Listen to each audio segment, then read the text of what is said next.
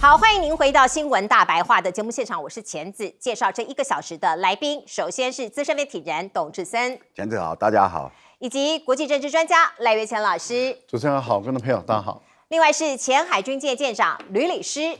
主持人好，各位观众大家好。好，观众朋友，我们来看看格陵兰这一期的《经济学人》封面啊，就是以这个川普赤裸着上身，骑着北极熊这样子作为封面。它的标题是这么说的：说川普造成真正威胁他指出川普想要并吞格陵兰。这个举措仅仅是战术撤退，更深层的风险在于他对于欧洲盟友的轻蔑态度，还有短视的世界观可能削弱跨大西洋同盟的信任，因为所有的盟友都被他给得罪光光了。所以《经济学人》这一篇里头长篇累牍的写了很多，包括也讽刺川普说，你只会炒房地产，可是你这个所谓的世纪交易有可能跟以前一样，表面看起来光鲜亮丽，可是实际上负债累累，隐藏着巨大的成本，最后失败告终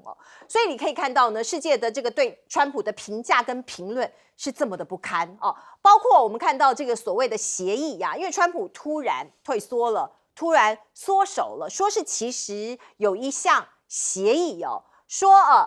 这个协议里头呢，强调将拥有所有我们需要的军事准入权所以我们想要干嘛就干嘛，我们军事在这边做什么样的布置都可以。那这个传说中的协议，照理说主角应该要知道可是格陵兰的总理尼尔森说我不知道因为记者都跑去问他嘛，说听说吕特跟这个川普见完面之后有一个这样的协议，协议内容是什么呢？他说我不知道内容，不能在这个没有格陵兰的状况下达成任何的协议。这个也跟这个泽伦斯基现在的处境一样美俄如果有什么协议，也要让乌克兰参加可是很可惜的，这个世界就是强者为大。那另外我们再来看看，包括丹麦有一名老兵很心寒他说在911事件的时候，丹麦是毫不犹豫的支持美国，可是现在呢，我们变成可以牺牲的对象，所以他们觉得非常的悲伤，也很错愕那可是美军当然它是全世界现在看起来在军事力量上最强的国家。那在极地，你有这么强吗？我们来看看《泰晤士报》怎么说。他说美国几乎没有适合北极地区的军事资源或者是经验，在破冰船的技术也要依赖芬兰。所以可以看到所谓的联合军演其实某种程度是很拉惨的，很掉漆的那现在美国跟欧洲的关系已经全面死亡了吗？我们再来看看，包括这个欧洲川普先警告，他说如果你欧洲敢抛售我们美国资产，抛售美债，我们会采取非常严厉的报复手段先来一个威胁。那在这个达沃斯论坛，我们看到卢特尼克美国的商务部部长在致辞的时候呢，很大力的批评了欧洲的能源政策，说欧洲在全球舞台竞争力下降欧洲中央银行总裁有一位这个总裁叫做拉加德，很生气愤而离席，现场还有人发出嘘声真的是非常没有礼貌，所以这场晚宴提前结束。而另外我们看到呢，欧洲右翼现在开始跟川普切割了。过去欧洲的极右翼因为他们的主张跟川普某种程度是吻合的所以这个关系还算紧密。现在他们在格陵兰的事件冲突之后认为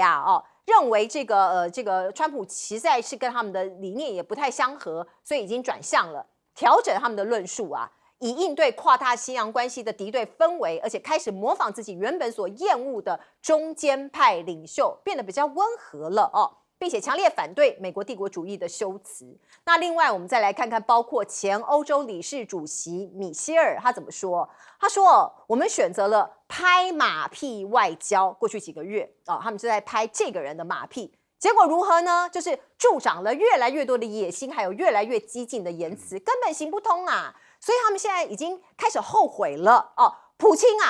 现在跳出来说，我帮你川普算好了，如果你要用买下格陵兰，我帮你算了一笔账。我们来看看。Соединенные Штаты купили у нас Аляску за 7,2 миллиона долларов США. А площадь Гренландии, она чуть больше. С тогдашними ценами на золото эта цифра была бы больше, наверное, к миллиарду. Но я думаю, что Соединенные Штаты потянут и эту цифру. 哎，请教赖老师。对于俄罗斯来讲，其实普丁有讲过啊，他认为当时美国买下这个阿拉斯加是一笔违法的一个交易啊，因为他说虽然沙皇是自愿的把这个阿拉斯加卖给美国，但是沙皇没有这个权利把一个国家主权的领土卖给美国，所以普丁曾经说这笔交易是违法的啊，因为沙皇背叛了自己的国家，所以这笔交易是违法。但是问题就在于他没有能力把这个阿拉斯加收回来。那他现在看到的就是川普看上的格陵兰。那格陵兰即使格陵兰人也好，或者是丹麦人也好，如果也想把这个自己的土地卖给这个美国的话，那同样的情况，这也是违法的，因为国家的土地是不能够买卖的啊。那这样的一个情形，那如果说今天这个俄国的土地是可以买卖，那格陵兰的土地也可以买卖。如果格陵兰的土地是不可买卖，那俄国的土地也是不可以买卖啊。那你这块土地也应该要还给我啊。所以我等于是我可以用当初720万美元，就是现在10亿美元的方法，那我就把你买回来不就好了？那现在的问题就在于，美国川普肯把阿拉斯加卖还给这个普丁吗？不可能的，他拿走了他就不会还了。那现在的情况是，阿拉斯加的人愿不愿意把他的土地交还给这个俄罗斯，然后他们再搬到美国来居住我想这个也要问当地的人了哈。所以我个人觉得这又是一笔历史账，但是这笔历史账却被川普所挑起来。现在我们所看到的国际的消息其实是欧洲的新闻，也就是欧洲的态度。那也就是说，并不是表示非洲的态度。非洲人到目前为止对川普跟欧洲的闹翻他们是保持安静，都在看。亚洲人也在看亚洲人大部分，你看日本、韩国也没讲话那台湾赖清德也没讲话都没有讲说你川普你这样做是不对我没听到高市早苗说川普你这样做不对，我也没有听到李在明说，我也没听到赖清德说，我也没有听到这个。印尼他们有说什么话都没有，所以我们看到的就是对川普有意见的是欧洲人的意见，这个是欧洲人意见代表国际意见，还是只是欧洲人的意见？我觉得我们观众朋友要分清楚，很多的时候欧洲人都认为他们代表国际意见，其实那是你们欧洲人的意见，不代表国际意见。不要忘了，由于常常我们的新闻来自于欧洲，来自于美国，所以我们都认为欧美就代表国际意见，没有，因为绝大部分的国家都在观察美国跟他自己的盟国在闹翻了以后的后果是怎么样。为什么？因为过去美国的盟国欧洲都追随美国去侵略世界各国，例如说他们去打阿富汗，大家都说这是一场侵略性的战争，打伊拉克、打叙利亚、打利比亚，所有的战争都是欧洲追随美国去打。现在美国箭头对准他自己的盟友的时候，他们就叫翻天。可是很多中东的国家会认为说，奇怪以前你们来打我们的时候你们都不叫翻天，你们都觉得我们该死。现在川普把箭头对你们的时候，你们就叫翻天了。那你们不也应该死吗？因为当时也都是你们追随美国这样做的。所以我个人是觉得，你们可以看到2个标准就没有标准了。那也就是说，现在是美国跟欧洲他们在国际间的影响力，他们破产了。也就是大家会想起，当初都是你们在欺负我们，现在你们被美国自己在欺负的时候，你们就呼天抢地。那你们当初欺负我们中东国家的时候，你们为什么不呼天抢地？所以我个人觉得这个真的是一件很荒谬也很可笑的事。也就是今天川普的箭头对准欧洲的时候，那你看到大家在问另外一个问题了，那川普跟吕特，也就是荷兰的前首相，现在的北约的秘书长，你们到底有什么秘密的协议？因为川普说，我跟北约的秘书长已经签了一个协议框架了，然后他甚至还说，这一个北约的秘书长比你所有欧洲的各国的领袖都还要重要，都还要好，那就代表他们有一个秘密的协议。可是这个秘密的协议有没有绕过丹麦？确定我们知道他绕过格陵兰了，对，因为格陵兰的总督说，我完全不知道。可是问题是，丹麦的首相跟丹麦的外交部长没有站出来说，我完全不知道。所以换言之，也就是丹麦是不是已经有跟吕特他们有一个跟川普的秘密协议，说可不可以你不要把我整块格陵兰拿走，你就拿走你要的那几块。那如果你要的那几块我都给你，其他的你都不要拿，那会不会这是他们秘密的一种协议？也就是川普后来所说的这个框架协议可能可以接受，也就是我不出兵了，我也不课关税了，格陵兰的主权还是归你丹麦所有，但是有很多我要的地都成为灰地，主权不再属于格陵兰，也不再属于丹麦。对，主要是我们不知道这个秘密协议的内容是什么。对，来请教董哥。其实大家都很清楚啊，川普他的个性就是大张旗鼓啊，就是说你们这些不支持我拿下格陵兰的这8个国家，我要跟你课重税。那现在撤了啊，经济学人说这叫战术撤退啊，就是很吻合川普的切克是不是？大家可以看到就这样。那当然了，川普这回他等于说在欧洲他做下这个事情其实你可以看到，虽然刚刚老师讲说非洲、亚洲大家都没有反应那当然欧洲的反应是很大的。过去我们在读书到现在这几十年了，2次大战以后，认为欧洲是最富庶的欧美是最文明的那现在看到这两边大家一来一往其实看起来觉得很过瘾老实讲，因为他们过去自以为大，全世界前20大的媒体都是欧美我们看的不是 CNN 吗？对不对？看的不是《纽约时报》吗？《泰晤士报》吗？都是他们有话语权。那现在这些人闹得不可开交，只有一个人最开心他就是普丁啊。普丁说：“我非常赞成啊，川普要格陵兰，我非常赞成，和我们俄国是没什么关系然后他开始讲故事，只有他一个人是非常赞同。你知道川普要拿下格陵兰的理由是什么？中国大陆跟俄国都一直想来这边拦止啊，结果呢，反而是普丁最赞成。你拿我做借口，我反而最赞成。为什么？因为普丁也拿下了乌东啊，所以他让那2个国家独立了。所以大家可以看到了，你川普，如果你动作越大的话，对我的正当性越够嘛，你怎么还好意思讲俄国侵略了乌克兰不好嘛？对不对？所以你今天看到了川普这些做法对很多国家来讲他是有鼓舞的。但是我们其实可以看到，川普对欧洲的态度从来就是一样。他认为说在北约里面，你们这些通通是寄生虫，都是靠美国在养的。那你们要打仗就是要靠我们。那大家可以看到，里面其实最近所发生里面对台湾最有启示的就是告诉你，拍马屁是没有用的。从川普上任，各国争相去拍马屁，然后川普就态度很强硬，然后他现在告诉你，拍马屁是没有用的。全世界拍川普马屁最响的就是赖清德，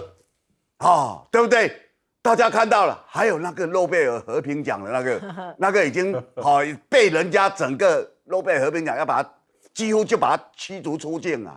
啊，就是可以用这样的字眼，就说你们这些人太可恶、太可耻、太可笑了。等等，诺贝尔的奖章可以私相授受吗？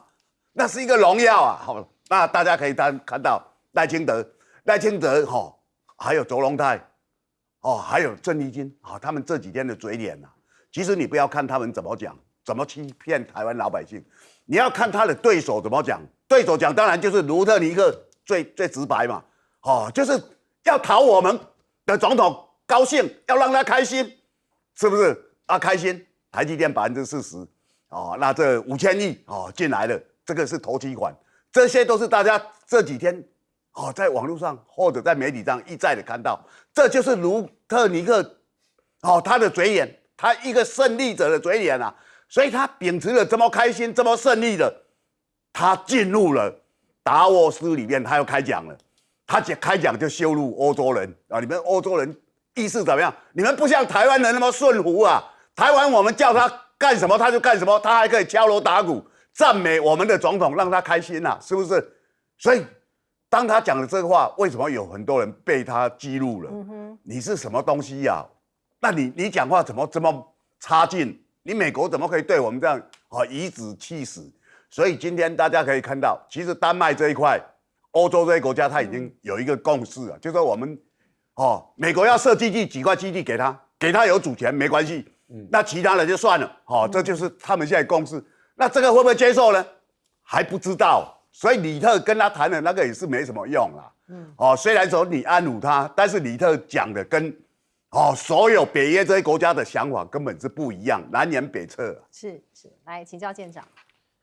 其实我们现在看到的这个国际情势啊，那我们要想一下，卡尼他在达沃斯论坛里面讲了什么？他说我们现在生活在一个大国竞争的时代，基于规则的秩序正在消逝之中。正如修昔底德讲的，强者为所欲为，弱者逆来顺受，那弱者只能拍马屁。那前欧洲理事会的主席呢，他讲的更为直白啊，他说我们正处于十字路口，那我们是想永远做一个附庸，还是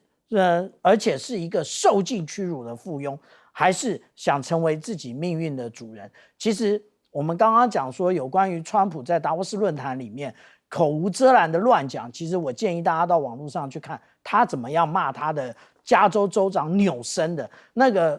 连不该那个连我们一般聊天都不该讲的话，他连这一些有关人家的性生活啊，有关人家的私处，全部统统骂出来。所以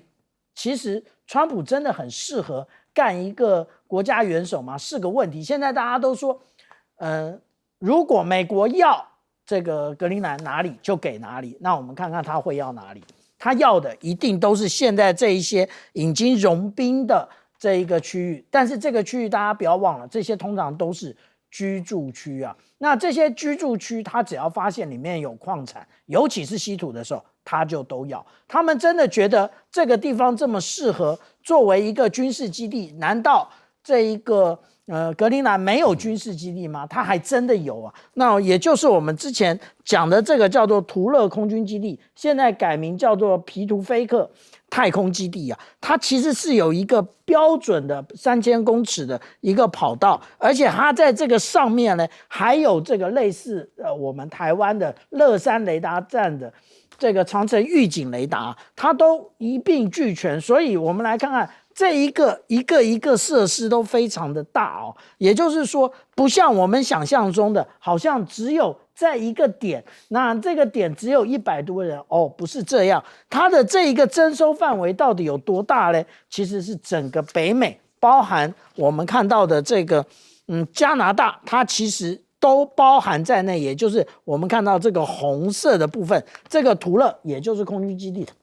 所在地啊。那现在我们这样子看呢，也就是说，美国它自己国家已经不再是所谓的资本主义，而是国家资本主义，而且它现在不止国家资本主义，它还变成炮舰的一个资本主义，也就是我现在就是用这一个火炮把你的这个大门打开，我说要哪里就哪里，我说要把你的总统绑回去就绑回去，我说现在格陵兰我要哪里就是哪里。所以其实我们再想一想，一开始这个卡尼讲的话，如果我们现在那个不行动起来的话，其实不在餐桌上，也就会在餐单上。那刚刚董哥说的对，我们台湾你可能在餐桌上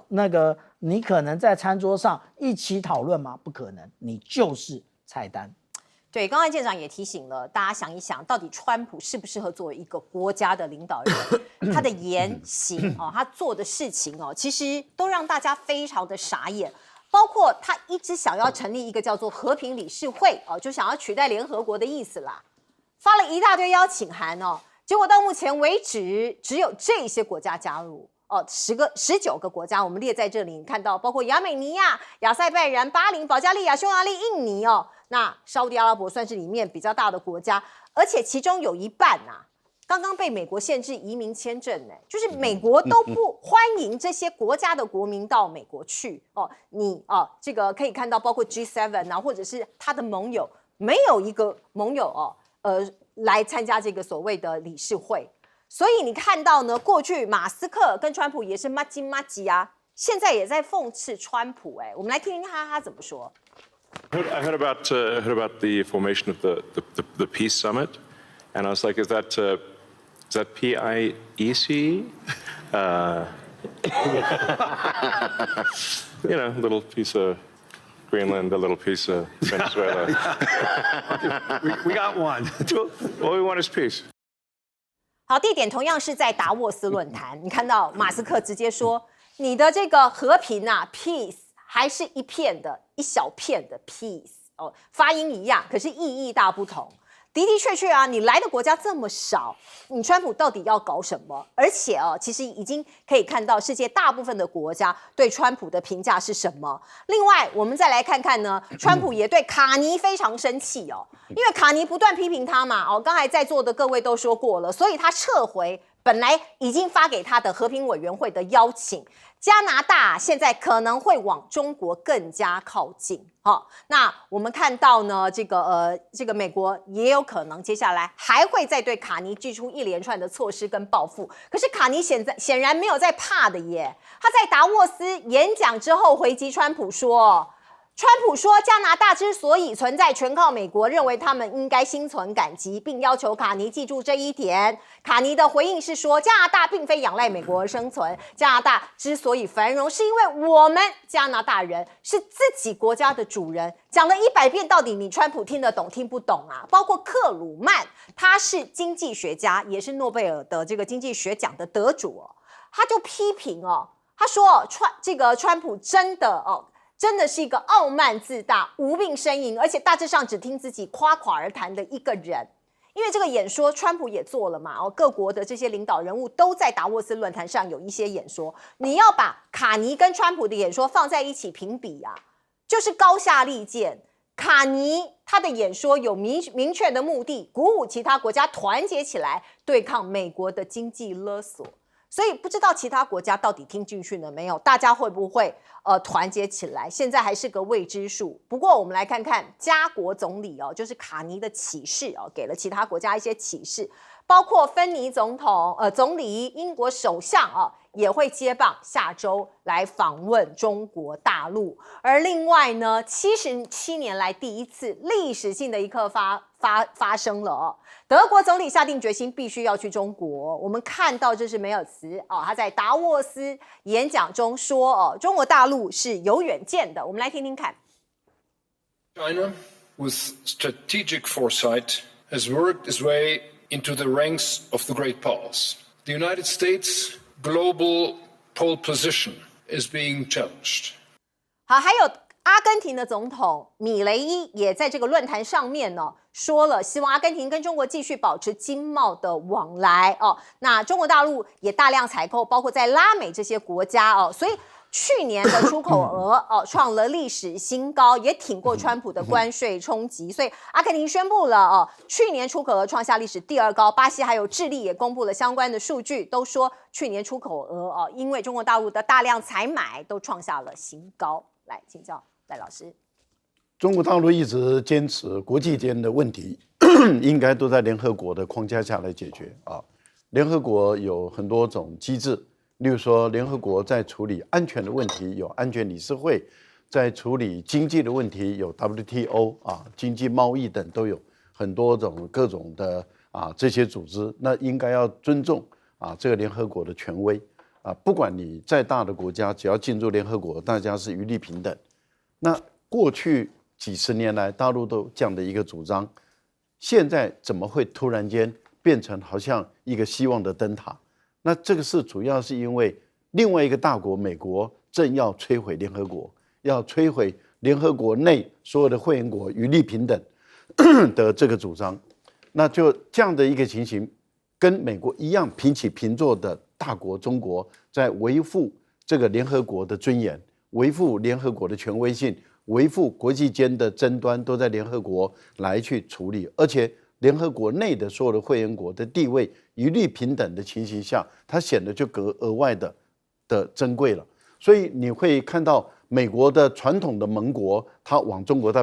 往大陆这边来移动，为什么？因为他们受到的是美国不平等的对待，受到的是美国的屈辱，美国的羞辱，美国把它当成附庸国、藩属国，而不平等的对待他们。那美国不平等的对待他的盟国，他的盟国自然就往中国大陆这边的移动，希望另外一个大国能够起的一个保护他们的一个作用。我觉得这个真的是一个人类间坦白说，2次大战以后第一次发生这样的一个大移转的一个情况这个移转的情况真的是让很多的观察家都发现，就是说旧秩序在瓦解中，新秩序在建构，而新秩序的建构的领导者是中国大陆在领导这个新秩序的一个发展。那当然，大陆在这个部分里面要起更大的作用，要看大陆在这个部分在陆陆续续有这么多的领导人到中国大陆来访问的时候，大陆能不能提出他的这种新的价值观例如说，中国有一个传统以来几千年的一种价值观，就是人民爱物这个价值观。我觉得中国大陆可以在这个时候来推出一个新的人类间全球的新的价值观。那我们看到了现在的情况是，川普想把这个联合国裁下来，另外再搞一个太上联合国，那也就是所谓的和平委员会。可是很明白的，美国的盟国 G7 没有任何一个6国来参加，欧洲的大国也都没有参加，北约的大国也都没有参加，然后亚洲的不管是中国大陆也好，甚至日本、韩国、印度都没有参加，这个就让这个川普在这次达沃斯论坛里面推出所谓的和平委员会，参加的都是这些小国、边陲国，甚至这些彼此之间还互相在爆发战争的亚美尼亚跟亚塞拜然等这些国家，就显得非常的荒谬了。也就是说，川普的这个和平委员会就变成是一个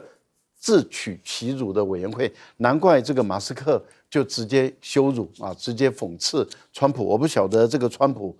这个回去以后听到马斯克这样羞辱他会不会恼羞成怒，回过头来又来去对马斯克下手，这个也很说不一定。不过卡尼在这一次的演说里面，我们看到很多人就站起来鼓掌，那也就是因为卡尼认为美国的这样的一个用关税打贸易战不可接受。可是问题是，当美国一开始打贸易战的时候，加拿大也追随美国去对中国大陆打贸易战呢。但是不是卡尼，而是杜鲁多。这个简直是有点荒唐的事。也就是说，最早美国对中国大陆打贸易战的时候，加拿大是站在美国这边去打中国的贸易战。结果现在反而是卡尼被美国修理了以后，他反过来去找中国大陆说我要站在你这边，我们要反贸易战。你可以看到这种西方人的这种虚伪性、两面性。坦白说，我越看是越看不下去。董哥，对大家记得加拿大加拿大在川普第一任的时候接受了川普的要求因为川普要对付华为嘛，中国大陆的华为顶尖的 G5的那个科技所以把孟晚舟抓起来了。那时候加拿大就是被使唤的一条狗那你做了这事情得罪中国大陆你的一些谷物啦什么在那边就受到了影响了。结果美国有拿你当回事吗？没有。川普第2任上任以后，杜鲁多干不下去了，因为过去加拿大跟墨西哥跟美国签的这些 FTA， 川普通通否认，而且认为这2个国家都在占美国便宜，一南一北2个国家都占他便宜这2个国家也吃尽了苦头了，所以杜鲁多就干不下去了，所以就卡尼就上任了。那当然，卡尼接受了更多的羞辱。卡尼会上任有很大的原因，是因为多数的加拿大人反美情绪非常高昂，他们觉得卡尼的态度是不亢不卑这个才是加拿大该有精神，怎么可以成为美国一个省？所以他用这个做主调，他选上了。那大家可以看到，其实如果对抗川普，成为全世界一股力量，他变成在自己的国家，他就变成是一个当选的一个标杆了。但是大家都要把它回过头来想一想，现在欧洲很多人都看到了马克龙领导正在对抗川普这个就整个传统的欧盟社会，那当然也获得非常多人的支持那川普认为说，你们就是寄生虫你们在北约在那个都是靠美国当这些国家纷纷到中国大陆，大家看最近去中国大陆的络绎不绝，从泰国国王开始，50年来从来没有踏入中国大陆的泰王，然后进去了，对不对？大家看到了那最近当然了，大家会比较关注的，哇，英国的斯凯尔，这些人都要进，德国总理也要进去，哇，是不是一个接一个络绎不绝？今天上午新闻就是习近平打电话给鲁拉，说我们南方共同市场，我们一定要一起维护。当然这是一通电话了但是鲁拉跟中国大陆的关系也非常密切。为什么？他是再度的连任所以大家可以看到，好像过去不管是美国很好的盟友，或者被他视为禁脔的人，现在通通络绎不绝的在中国大陆。为什么？因为川普告诉了全世界嘛，川普刚好就职1周年，他告诉了全世界这些重要国家的领袖，好像只有习近平一个人是讲话算话的，而且不会去侵略别人。美国是讲话不算话，勇于去侵略别人，看到别人有好东西就据为己有。台湾的台积电就是一个例子，5000亿所谓的投资也是一个例子。所以他要求的就是予取予求嘛，只要你家有好东西就是美国的，你不给我就用关税对付你，我就限制你的哪些东西进来，是不是？每一个国家没有一个跑得掉你看这回在格陵兰，连美国的母国英国都被报复克你10%，你再废话就克25%。虽然川普昨天取消了但是大家可以看到就是这样，六亲不认，对不对？贪财好色，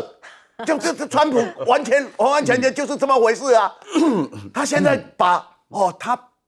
他被那爱泼斯坦那个他那些东西他都封锁起来，你知道吗？就是有在做一些不当的性行为，里面有川普的那个里面很多女孩子是未成年包括英国的安德鲁王子的名字都在里面。他为什么被英国皇家把他剔除？他哥哥把他剔除，所有的头衔全部剔除，为什么？太丢脸了嘛。川普现在是去掩饰，那要谁对他有意见譬如说过去的调查局长起诉要查他的起诉，对不对？你不配合把我那个调整的，我也把你调查。大家看到了，我们看整个联准会都被他搞得乌烟瘴气，这就是川普的行径，很可耻来请教舰长。刚刚董哥说反正不听话的就起诉。我们在东亚一个多山的小岛，是不是也看到类似的状况？你不听话就起诉，然后不然就直接判刑但是我们来看川普的和平理事会，一共21个国家，我帮大家稍微做一个 summary， 也就是第一个寻求第三邻国，也就是在中国以及俄罗斯的之外的一个邻国的中亚，以及希望和平的中东。那另外第三个买保险，买保险的，例如说白俄罗斯保加利亚，还有亚洲的这一个印尼以及越南。第四个臭味相投的阿根廷那也就是这4个。那其他的 G7 国家呢，一个都没有。因为大家知道现在大家要想清楚，你是要变成上桌还是要变成菜单那我们讲说这一个有关于米莱，也就是我们刚刚讲到说臭味相投的，他讲了什么？他最近讲说中国是一个伟大的一个贸易伙伴呢。这个贸易伙伴不是他拍马屁中国跟中国建交不需要拍马屁。他讲说，以去年而言，阿根廷对于中国的出口较去年成长了62%，但是相较于美国来讲，只增长了27%。那如果我们来看这张图的话，我们就可以看得非常清楚也就是相对于拉丁美洲，虽然以前中国大陆它对于这一个拉丁美洲的这一些贸易伙伴的增长并不高，可是后市很强那如果说我们讲到说，对于拉丁美洲它的一个商品贸易来讲的话，美国大家看到这个红红的这一个，也就知道这个是经济学人的图也就是说，美国的重要性不断的下跌，但是中国已经形成了黄金交叉了。所以我们这样讲这个也就是米莱，它虽然是臭味相同，可是它还是要讲大实话。但是我们想一想啊，德国总理他现在说，他现在要去2月的时候，他要去中国大陆访问。可是我们想一想，他在去年1月就任之前，他讲什么？他警告企业不要投资中国。然后他在去年的11月，很近了吧？他讲什么？他讲说6G 不要用中国的。现在他叫不要投资中国的企业要跟他一起去中国，然后他要组织一个高级经济代表的一个那个访问团。我想请教，他们是从这一个美国现在的这个地缘政治上面得到了什么样的启示？我们看到中国大陆持续在施压日本。包括中国商务部昨天也宣布了，所有军民两用的物资啊，这些物项禁销日本，制止对方在军事化的企图。而另外呢，日本驻重庆的总领事已经空缺了超过1个月，可是呢都没有派人。日本内阁官房长官就说了，对，因为这个处于空缺这件事情，是因为北京没点头他本人没有承认，可是日本媒体是这样曝光的，说是背后的原因就是这样。日本媒体分析，有可能是北军当局持续对日本施压，要求高市收回台湾有事发言的刁难行为。那另外呢，我们也都知道在这个23号的时候呢，已经召开的内阁会议高市早苗也拍板这个日本政府也宣布解散众议院16天非常短的选战已经正式开打了，下个月8号就要投票了。那我们看到执政的自民党选举对策委员会长谷乌圭司形容，这一次的选举形同是否选择首相高市早苗，其实是赌了很大一把如果过了，那当然高市胜利了；如果没有过的话，他的政治生涯可能也会葬送。那另外呢，日本现在的保守派从南华早报的一个报道说是现在对川普的态度日益冷淡，因为心里很担心被抛弃所以这个担忧已经胜过了一切。川普第2任日本保守派本来一开始很开心庆祝他回国。可是呢，现在1年多之后呢，乐观的情绪已经烟消云散了。原因是因为保守派人士担心美国不再是日本国防的可靠保障者。那另外呢，担心中国崛起各方面其实美国并没有缓解东京这样子的一个疑虑。那另外今年呢，川习会有几次大家掐指一算，可能会有4次。那国事会议，也就是川普4月到中国去，月底年底可能这个包括习近平要到美国去访问可能是确定的，因为川普讲了不知道，因为习近平中国大陆是还没有回应嘛他是自己这个直接讲4月他去中国，年底他会来美国，讲的就是习近平，而且他不断的强调，我非常期待见到习主席，他也是一个了不起的人。我和习主席的关系总是很好他已经讲过很多次了。那另外呢，卫报有指出最近川普说的话是不正确的，讲的是风力发电，因为川普一直讲说我们这个国家很笨中国大陆很聪明中国大陆产了很多风力发电机卖给蠢人包括美国人，自己却不用。北京有回应这是来自卫报的一个报道，说没有这不正确中国的风电机装机容量位居世界首位那中国不但没有放弃在国内的风电，反而是世界上最大的风能生产国这是来自于中国大陆的一个回应。那我们再来看看，包括川普自己一直不断的夸耀说，我的对等关税超棒棒，好棒棒，因为让我们的国家获得6000亿美元的关税收入让很多投资都过来了，都激增了。可是我们来看看他讲的话到底准不准确。先来看看，他说他见到了丰田的 CEO， 而且这个人有92%的股份我们来听听看川普怎么讲。Met Mr. Toyota in Japan. So what's your name? Toyota. I said, oh, do you own the car company? Yes, 92%. I said, you didn't have to be that specific. But I said, you're rich.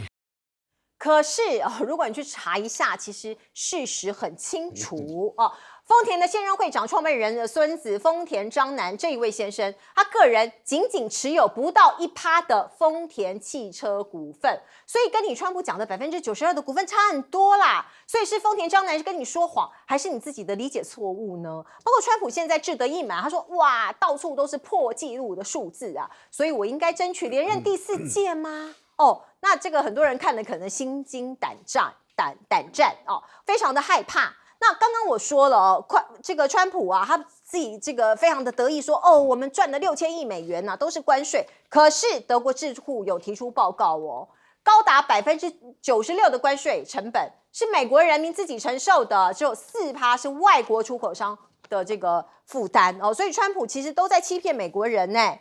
现在美国的状况是什么？因为物价太贵了，超市频传窃案。你可以看到这个画面，监视器画面录下来的，这名男子偷走大概价值3000块台币的牛排，然后塞在裤裆里面偷走美国的治安不断恶化，主要还是因为高物价引起的。这是来自于 TVBS 新闻网的报道。来，请教赖老师。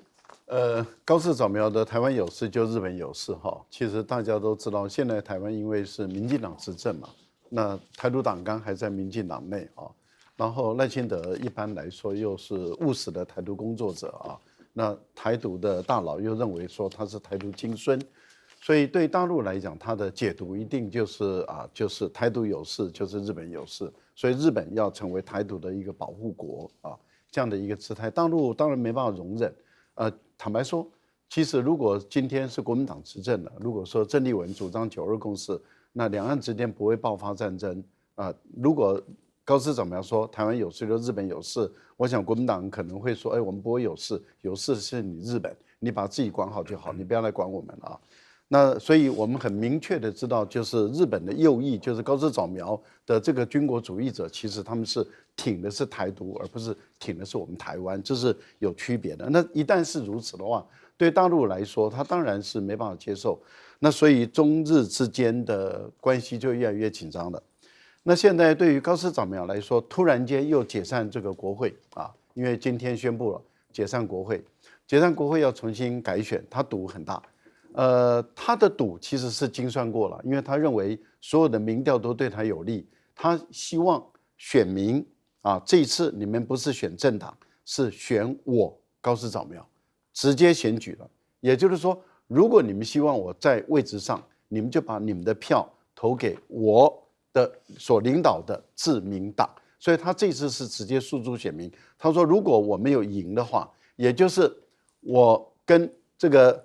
个维新会加起来没有超过233席，那我就会辞职。所以你们要我留下来，你们就把票给我的自民党。我想他这一次的是精算过，然后他认为他会赢，而他赢的话，那他本身就会把麻生太郎的他的造王者的这个派系就压下来了，他就可以直接掌控所有的自民党。这是他在一个在党内最小的派系因为安倍晋三已经过世了嘛，所以他的派系很小情况下，他想要掌控整个自民党的派系，他就直接诉诸选民。我想这是他的真正的一个目的。可是问题就在于说，他本身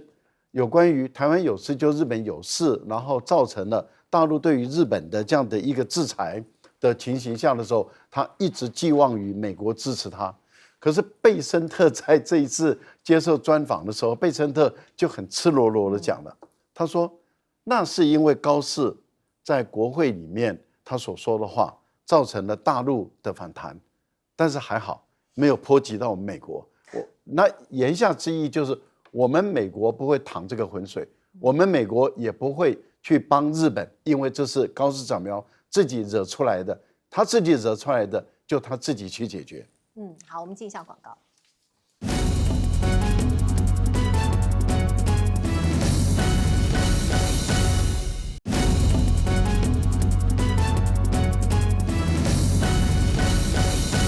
好，我们请教董哥怎么看这个事情。其实大家知道高市他跟维新党加起来是不够半的，但其他那些在野党其实也没有背个他。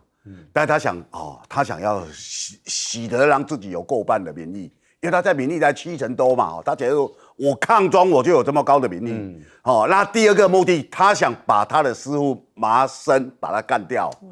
这一次如果选的话，所有大家都是看他面子来投自民党，那麻生太郎算什么？所以大家可以看到，他等于一石二鸟。那这个当然，等他把新的民意出来的话，他就堆叠可以跟川普见面。你看，我是全世界最新民意，我是够6成7成的选票，对不对？因为他已经打定主意，3月之前要见川普嘛，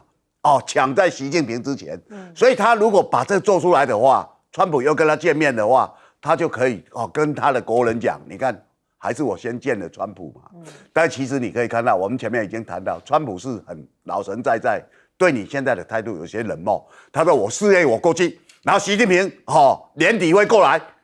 那如果这样的话，其实对高市早苗他不一定能够像他的算盘算得这么好啊。所以我们其实可以看到，当高市早苗把这些东西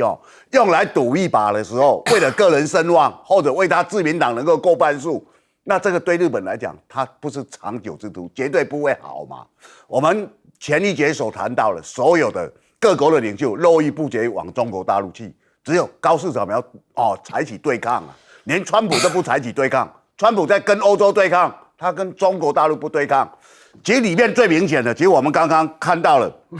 米雷伊啊，米雷伊是全世界所有元首里面是最抗中的，他是靠抗中当选的。他现在讲的，看看中国在全世界分量，你就懂了。他说我一当选，我就跟中国大陆断交，跟他做生意没有好下场，他们那边没有自由，都很不安全。他说我绝不跟刺客做交易。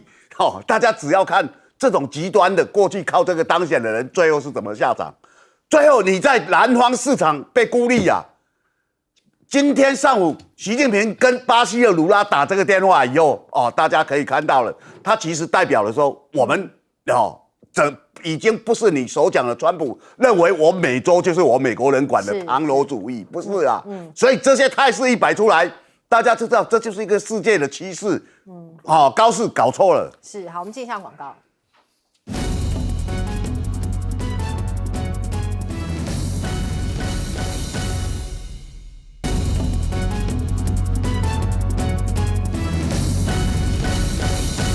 好，我们最后时间交给舰长。我们现在看到的就是川普总统根本就信口开河，有关于他见到这一个Toyota 的会长啊，他讲的这件事情，当然为什么记者会不断的去求证？因为大家都对于他讲的每一句话都是怀疑的，那包含对于中国大陆风能的部分。中国大陆其实我们这样讲啊，它建构了39条特高压，然后这39条呢，从新疆也有，从内蒙古都有。那这一些最主要特高压把电送到沿海的城市，为的是什么？那为的也就是东数西算的部分啊。那这一个部分刚刚讲有关于风能的部分就在这里啊，风能怎么没有？整个全大陆通通都是风能啊。请他下一次到中国大陆的时候，在飞机上面看一看有多少的这个风机啊。所以我们这样讲那个一个国家元首已经变成这个样子的时候，其实我们